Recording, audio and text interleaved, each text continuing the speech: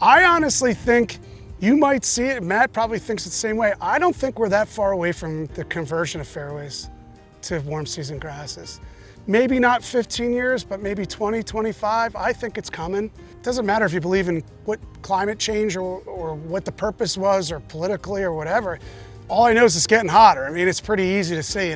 And the last time I checked, we're growing cool season grasses and now what I would consider a warm season area. Right. And you know, it's just not going to be viable. And I think now that Europe is talking about, the EU is talking about pesticides are not going to be allowed in Europe on golf courses.